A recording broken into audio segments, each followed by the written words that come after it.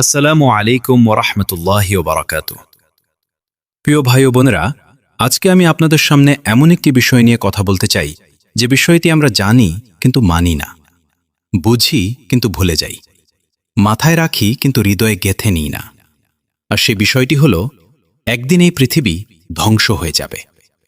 এই সুন্দর আকাশ থাকবে না, এই সবুজ মাটি থাকবে না, এই বিশাল সমুদ্র থাকবে না, আপনার বাড়ি থাকবে না, আপনার গাড়ি থাকবে না, আপনার ব্যাংক ব্যালেন্স থাকবে না, আপনার পদবি থাকবে না, আপনার ক্ষমতা থাকবে না, আপনার অহংকার থাকবে না।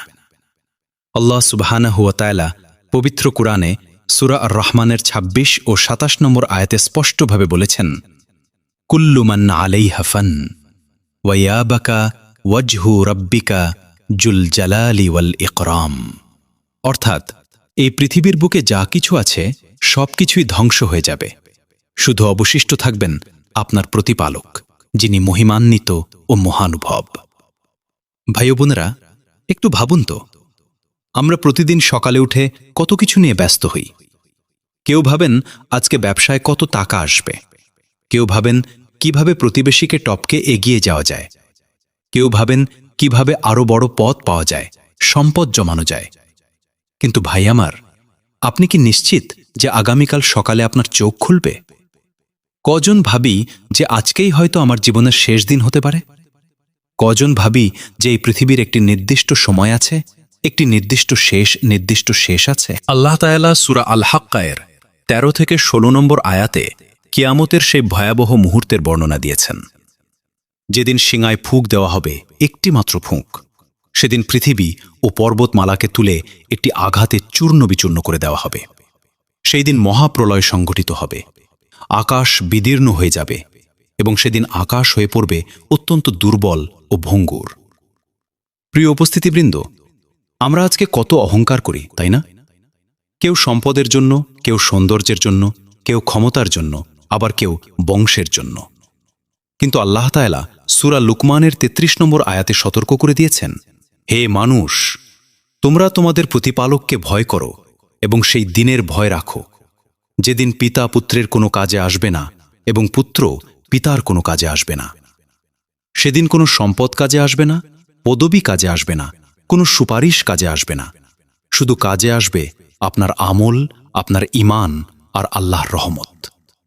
ভাই ও বোনেরা, আল্লাহ সুবহানাহু ওয়া তাআলা সূরা আয-জালালাহতে কি বলেছেন একটু শুনুন।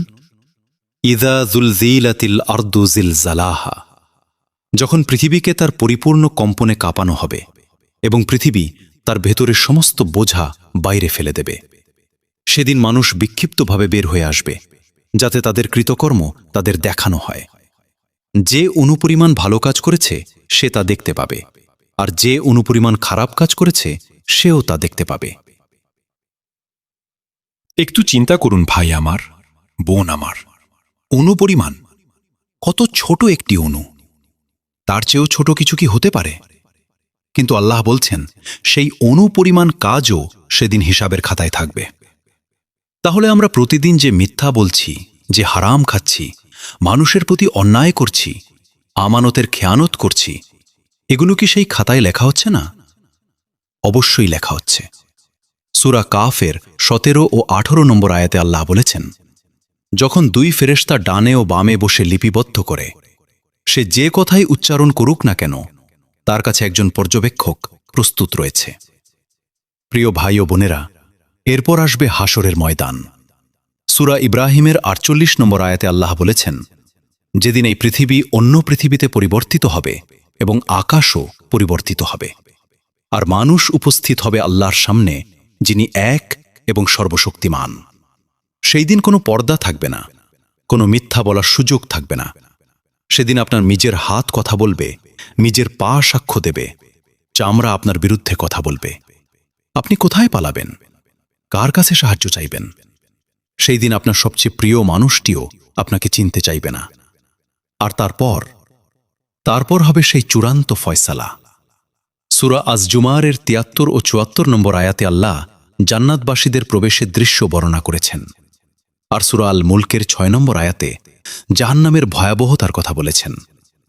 জান্নাত এবং জাহান্নাম, এই দুটিই কেবল গন্তব্য।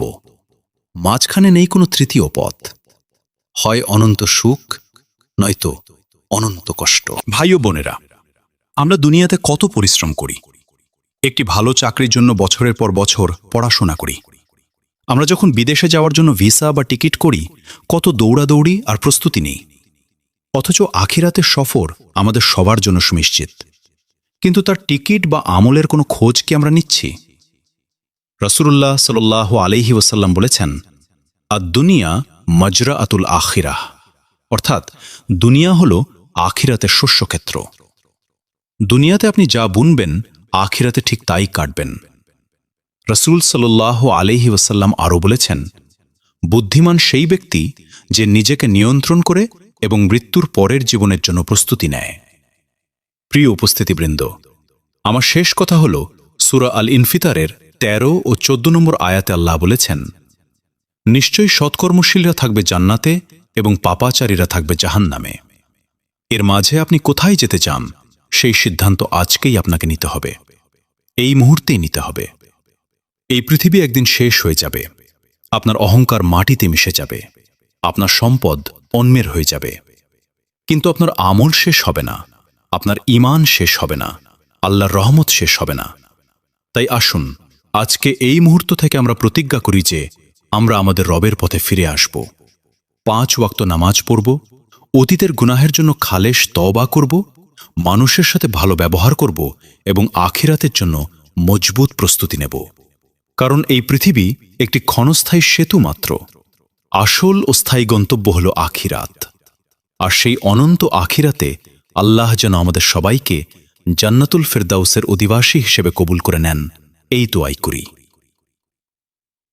হে আমাদের প্রভু, আমাদের দুনিয়াতে কল্যাণ দান করো, আখিরাতে কল্যাণ দান করো এবং জাহান্নামের কঠিন আযাব থেকে আমাদের রক্ষা করো। আমিন। জাযাকাল্লাহু খাইরান। আসসালামু আলাইকুম ওয়া রাহমাতুল্লাহি ওয়া বারাকাতুহু।